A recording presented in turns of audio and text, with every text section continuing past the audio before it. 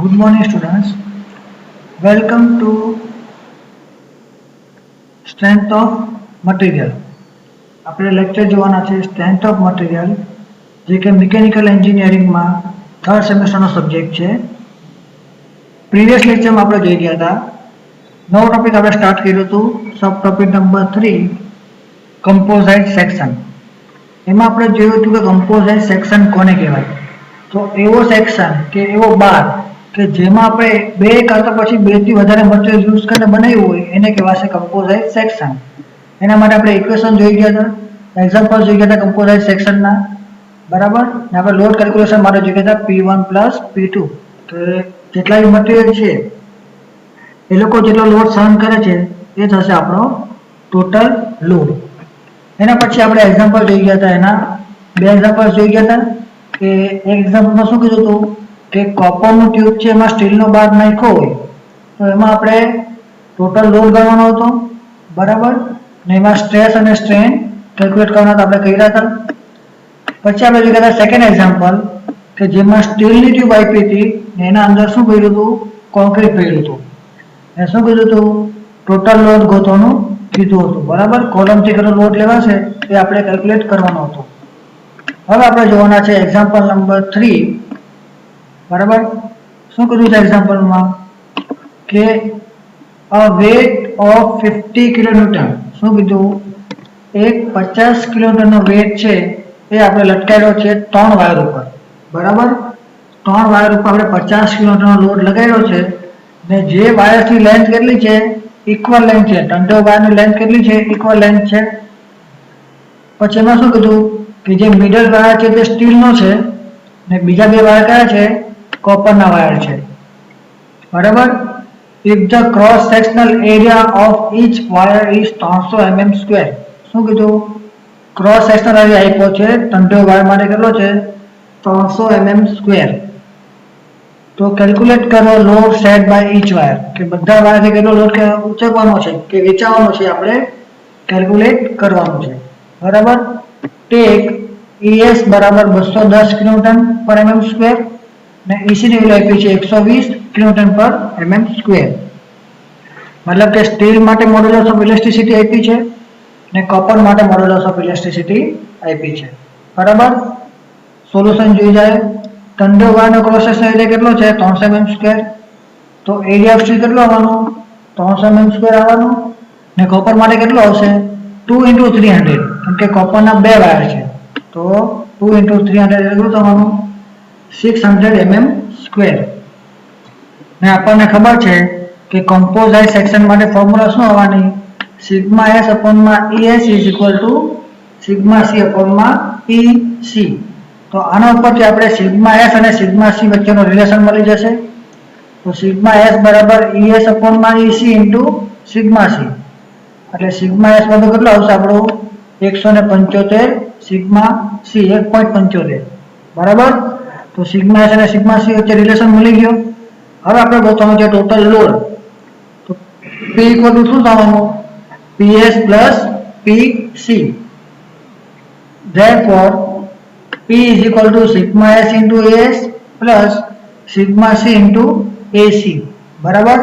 પણ sigma C ની value આપણને શું મળી, 1.75 સિગ્મા C ને ટોટલ લોડ કેટલો આપ્યો છે, 50 કિલોન્યુટન. તો 50 × 10⁻³ is equal to 1.75 sigma C into 300 plus 600 into sigma C. અને સોલ્વ કરીએ ફર્ધર તો શું મળવાનું, સિગ્મા C ની વેલ્યુ મળશે 44.44 ન્યૂટન પર mm સ્ક્વેર. સિગ્મા C મળી ગયો, સિગ્મા S બી મળી જશે. તો 1.75 into સિગ્મા C કેટલું મળશે, 77.77 mm ન્યૂટન પર mm સ્ક્વેર. આપણને શું મળી ગયું, સિગ્મા S મળી ગયો. સમજ પડી ગઈ. હવે આપણે જોવાનું છે કે બંને વાયરથી કેટલો લોડ ઉચકાવવાનો છે, બરાબર. શું મળશે, હવે લોડ ઓન સ્ટીલ વાયર, કે સ્ટીલ વાયર માટે આપણે લોડ કેલ્ક્યુલેટ કરીએ તો P ઇક્વલ ટુ શું થવાનું, સિગ્મા S ઇન્ટુ AS. તો PS is equal to sigma S into AS. Sigma S ની વેલ્યુ આપણને મળી 77.77 ઇન્ટુ 300 કેટલું મળશે, 23,331 ન્યૂટન. કિલોમીટરમાં કન્વર્ટ કરો તો કેટલું મળશે? 23.33 કિલોન્યુટન. હવે આટલો લોડ કોનાથી લોડ કેલ્ક્યુલેટ થવાનો છે? આ લોડ આપણા સ્ટીલ વાયર પર લાગવાનો છે, બરાબર. સેમ રીતે કોપરના બે વાયર માટે કેટલો લોડ આવવાનો? PC = sigma C into AC. Sigma C આપણને મળ્યો 44.44 ઇન્ટુ આપણો એરિયા કોપરનો 600. કેટલું થઈ જવાનું? 26664 ન્યૂટન. કિલોમીટરમાં કન્વર્ટ કરો તો કેટલું આવવાનું? 26.66 કિલો ન્યૂટન, બરાબર. ચેક કરવા માટે આપણે શું કરીએ? PS અને PC ને એડ કરી નાખો તો PS plus PC કેટલું આવવાનું?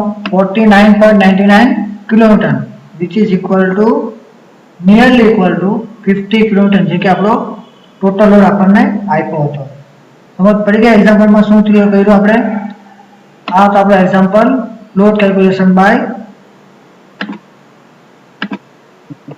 બરાબર, કમ્પોઝાઇટ સેક્શન. નેક્સ્ટ એક્ઝામ્પલ જોવાનું છે આપણે.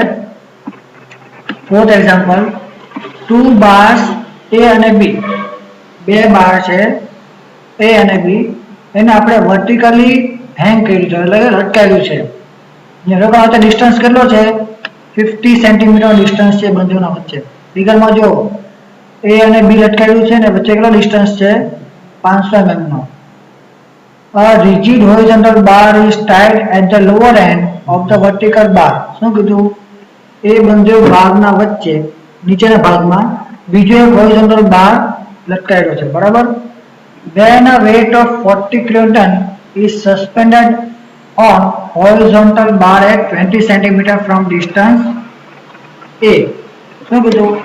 એક 40 કિલોન્યુટનનો વજન આગળ લટકાયેલો છે જે કે A થી 20 સેન્ટીમીટર દૂર છે. The rigid bar remains horizontal. એ જે બાર છે તે કયો રહેવાનો? હોરિઝોન્ટલ રહેવાનો. If stress in B is 40 newton પર mm². શું કીધું? આપણો જે B પોઈન્ટ છે એના પર સ્ટ્રેસ કેટલો છે? 40 ન્યૂટન પર mm² no. Find stress in bar A. શું કીધું? A માટે આપણે સ્ટ્રેસ ગોતવાનો છે. Also find cross sectional area of each bar. બંને બારનો આપણે ક્રોસ સેક્શનલ એરિયા બી ગણવાનો છે કે જ્યારે EA કેટલું આપ્યું છે? 2 × 10⁵ ન્યૂટન પર mm² ને EB કેટલું આપ્યું છે? 0.8 × 10⁵ ન્યૂટન પર mm². બરાબર. સમજ પડી ગઈ એક્ઝામ્પલમાં શું કહેવા માંગે છે? કે બે બાર છે A અને B, બરાબર. A અને B બે બાર છે જેના વચ્ચે ડિસ્ટન્સ કેટલો છે? 500 mm, બરાબર. હવે આ જે વાયર છે એના પર લોડ લગાડ્યો છે. હવે એ લોડ ઉપર મેં શું કર્યું? 40 કિલોન્યુટનનો બીજો લોડ લગાડ્યો કે જે A પોઈન્ટ પરથી 200 mm દૂર છે. તો હવે આના માટે શું કીધું? કે B ઉપર લાગતો સ્ટ્રેસ આપી મૂક્યો. તો શું કીધું? કે A ઉપર લાગતો સ્ટ્રેસ ગોતો અને એ લોકોના ક્રોસ સેક્શનલ એરિયા ગોતો. બરાબર છે? ક્લિયર થઈ ગયું? ચલો સોલ્યુશન જોઈ જાય. તો કમ્પોઝાઇટ સેક્શન માટે શું થવાનું? Sigma A અપોનમાં E is equal to sigma B અપોનમાં EB. Sigma A એટલે EA EB ની વેલ્યુ આપણને આપી છે ને સિગ્મા B ની વેલ્યુ આપી છે 40 ન્યૂટન પર mm². તો આમાંથી ઈઝીલી આપણને સિગ્મા A મળી જશે. તો sigma A is equal to EA અપોનમાં EB into sigma B. તો 2 × 10⁵ divided by 0.8 × 10⁵ into sigma B. તો શું મળશે રિલેશન આપણને? સિગ્મા A બરાબર 2.5 sigma B. Also sigma B ની વેલ્યુ આપણને આપી છે 40 ન્યૂટન પર mm². તો સિગ્મા ની વેલ્યુ કેટલી થવાની? 2.5 × સિગ્મા B. બરોબર થઈ જશે. સિગ્મા ની વેલ્યુ 100 ન્યૂટન પર mm². બરાબર. હવે આપણે ગોતવાનો છે આનો ક્રોસ સેક્શનલ એરિયા. તો ક્રોસ સેક્શનલ એરિયા ગોતવા માટે શું કરવું પડશે? આપણે મોમેન્ટ લેવો પડશે પોઈન્ટ A ઉપર, બરાબર. તો now taking moment at point A. તો મોમેન્ટ એટલે શું થવાનું? કે આ જે લોડ છે એના પર લાગવાનું બટ સર્ક્યુલર અને આ એન્ટી સર્ક્યુલર, મતલબ ઓપોઝિટ ડાયરેક્શનમાં. તો ક્લોકવાઇઝ ડાયરેક્શનનો લોડ છે, મોમેન્ટ છે, ઇઝ ઇક્વલ ટુ શું થવાનું? એન્ટી ક્લોકવાઇઝના મોમેન્ટ. તો ક્લોકવાઇઝનો મોમેન્ટ કેટલો છે આપણો? 40 × 200 એટલે કે 400 × 200 ઇઝ ઇક્વલ ટુ PB × 500. આવી ગયું? PB × 500 is equal two 400 × 200. તો આમાંથી મને PB મળી જશે. તો પીબી કેટલો છે 16 કિલોન્યુટન બરાબર મતલબ કે આપણો જે બી મટીરિયલ છે એ 16 કિલોન્યુટનનો લોડ ઉચકવાનો છે તો પીએ ગોતવું પડે તો પીએ કેટલો આવશે ટોટલ લોડ માઈનસ પીવી તો PA is equal to P minus PB કેટલો આવવાનો 24 કિલોન્યુટન બરાબર સમજ પડી ગઈ હવે આપણને સ્ટ્રેસની ફોર્મ્યુલા છે સિગ્મા ઇઝ ઇક્વલ ટુ પી અપોનમાં એ તો એમાંથી અર્થ એ ને કરતા બનાવો તો શું આવવાનું પી એ બાય સિગ્મા એ તો 24 × 10⁻³ ભાગ્યા 100 એટલે કેટલો આવવાનું 240 mm² આપણને મળી ગયો મટીરિયલ એ નો એરિયા સેમ રીતે બી મટીરિયલના એરિયા માટે AB is equal to PB અપોનમાં સિગ્મા બી એટલે કે 16 × 10⁻³ ભાગ્યા 40 કેટલો આવશે 400 mm² મતલબ કે આપણે સિગ્મા એ બી ગોતી લીધો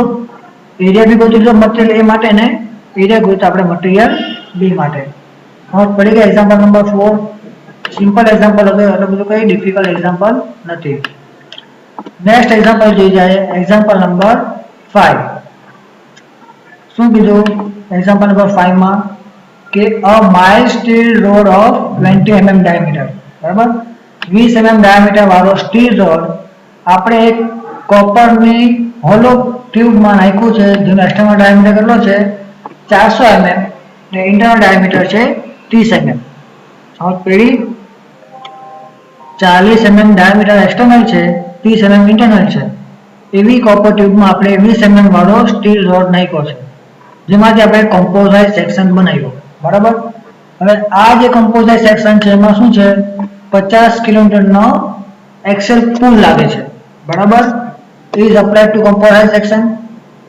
find out stress develop in steel અને કોપર કે સ્ટીલ અને કોપરમાં કેટલો સ્ટ્રેસ ઉત્પન્ન થાય છે આપણે એ ગણવાનું છે ટેક ES બરાબર 200 કિલોન્યુટન પર mm² અને EC ઇક્વલ ટુ 100 કિલોન્યુટન પર mm². ચાલો હવે આમાં તમને એરિયા મળી જશે એક્સટર્નલ ડાયામીટર અને ઇન્ટરનલ ડાયામીટરમાંથી કોપરનો અને સેમ રીતે સ્ટીલનો એરિયા મળી જશે આપણે એના ડાયામીટરમાંથી એક આપ્યો છે 20 mm પછી ES અને EC ની વેલ્યુ આપી જ છે આપણને આપણે શું ગોતવાનું છે કે એ લોકો પર કેટલો સ્ટ્રેસ લાગે છે એ ગોતવાનું એટલે કેટલો લોડ લાગે છે આપણે એ કેલ્ક્યુલેટ કરવાનું છે આ એક્ઝામ્પલ બરાબર તો એક્ઝામ્પલનું સોલ્યુશન જોઈ જાય ES આપ્યું છે 200 × 10⁻³ ન્યૂટન પર mm². EC આપ્યું છે 100 × 10⁻³ ન્યૂટન પર mm². હવે AS મળી જશે π/4 × d² એટલે કે d કેટલો આપ્યો છે સ્ટીલનો 20 mm તો π/4 × 20 નો સ્ક્વેર કેટલું થઈ જશે 314.15 mm². સેમ રીતે કોપરનો એરિયા ગોતવાનો છે કોપરનો એરિયા શું આવશે AC બરાબર π/4 × બ્રેકેટ એક્સટર્નલ ડાયામીટરનો સ્ક્વેર માઈનસ ઇન્ટરનલ ડાયામીટરનો સ્ક્વેર એટલે કેટલો આવશે π/4 × 40² માઈનસ 30² કેટલું મળશે 549.78 mm².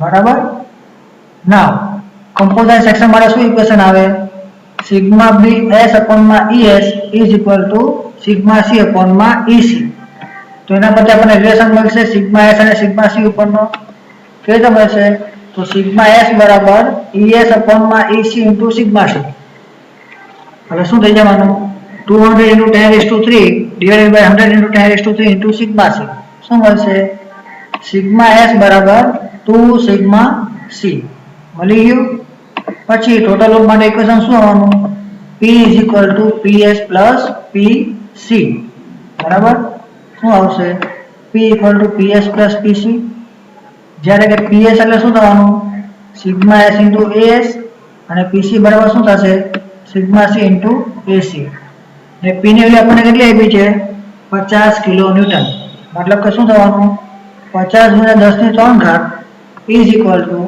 2 સિગ્મા C કોની વેલ્યુ સિગ્મા S ની value into area of steel 314.15 plus sigma C into 549.78 કેટલું થઈ જશે 50 × 10⁻³ is equal two 1178.08 sigma C તો આમાંથી મને વેલ્યુ મળી જશે સિગ્મા C ની કેટલી વેલ્યુ મળશે તો 42.44 ન્યૂટન પર mm સ્ક્વેર. હવે આપણને ખબર છે કે સિગ્મા s બરાબર કેટલું થવાનું 2 સિગ્મા c. તો શું થઈ જવાનું સિગ્મા s બરાબર 2 into 42.44 એટલે કેટલું આવશે સિગ્મા s 84.88 ન્યૂટન પર mm સ્ક્વેર. એટલે કે આપણા કોપરમાં અને સ્ટીલમાં આટલો સ્ટ્રેસ ઉત્પન્ન થવાનો છે. સમજ પડી ગઈ એક્ઝામ્પલમાં? હવે આપણે જે આજના એક્ઝામ્પલ જોઈ ગયા એમાં કઈ બી ડાઉટ હોય કઈ બી પ્રોબ્લેમ હોય મને કોન્ટેક્ટ કરો, બરાબર, કોમેન્ટ કરો. Thank you for watching this video.